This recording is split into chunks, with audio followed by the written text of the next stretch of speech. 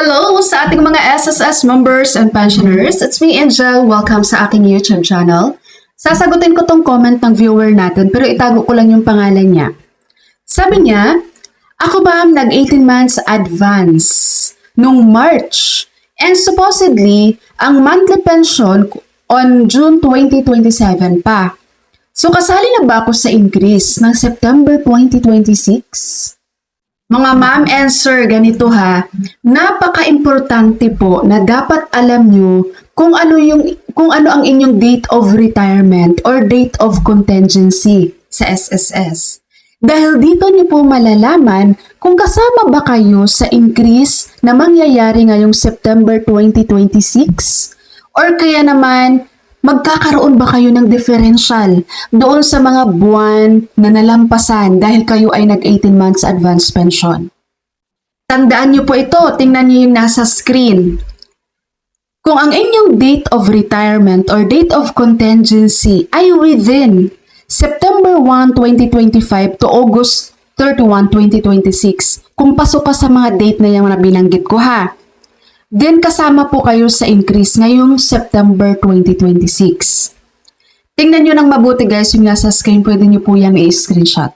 Ngayon po, halimbawa naman, ang inyong date of retirement ay September 1, 2025, tapos nag-avail ka ng 18 months advance pension.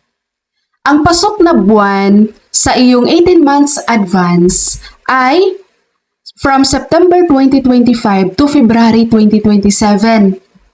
Tama, bilangin niyo po yan, 18 months yan, di ba?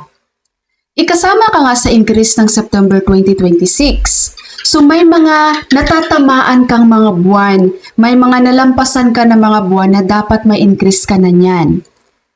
Yung mga buwan ng September 2026 hanggang February 2027, so 6 months yan, no? May differential ka niyan. May differential ka dyan sa 6 months na yan na matatanggap mo sa SSS. Nagigets po ba malinaw? Guys, kapag hindi nyo agad siya magigets, pwede nyo pong panoorin ulit ang video ha, hanggang sa makabisado nyo na yan at maintindihan nyo na siya. Okay? So, bibigyan ko kayo ng another example. Kung ang inyong date of retirement ay June 2025, tapos nag-avail ka ng 18 months advance pension. So, ang pasok sa mga buwan ng 18 months mo ay from June 2025 to November 2026. So, bilangin mo yan, 18 months din yan, di ba? Dapat kasama ka na dyan sa first round ng increase noong September 2025. Kasi June pa lang, ano ka na yun na yung date of retirement mo Nang 18 months advance ka lang, kumbaga nakuha mo siya ng mas maaga, no? Tapos nagkaroon ng increase noong September 2025. So, sa first round ng increase, may differential ka na niyan sa SSS. Mula September 2025 hanggang August 2026. Okay, yun yung differential mo.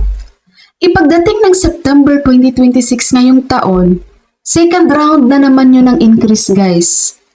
So, pasok din yun, no? Meron ka din ditong differential from September 2026 to November 2026. Dahil sa November 2026 pa matatapos ang iyong 18 months advance. Bali, ang differential mo ay from September 2025 to November 2026. Nagigets po ba? Ngayon po, sagutin natin tong nasa comment, no? Halimbawa, kung sabi niya kasi March 2026 ang kanyang date of retirement. So, kasama siya sa increase ng second round dito sa September 2026. Ikaso, nag-avail siya ng 18 months advance pension na kung saan sabi niya matatapos pa ito sa May 2027. Kasi June 2027 daw ang start na ng regular pension niya. So ang kanyang 18 months advance ay March 2026 to May 2027.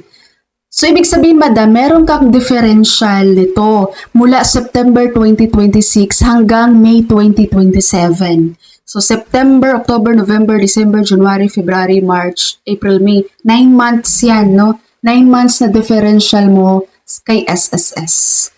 Itong September 2026 to May 2027, ito yung mga nalampasan no, mga buwan na nalampasan mo na dapat may increase ka kaso nag 18 months advance ka na kay SSS. Alright, malinaw po ba? So sana na-explain ko ng medyo mahinahon, no, or mabagal. Basta pag hindi nyo naintindihan, guys, pwede nyo naman panoorin na paulit-ulit yung video na yan. Okay? So that's all for my video for today. Thank you so much for watching, everyone. God bless you all.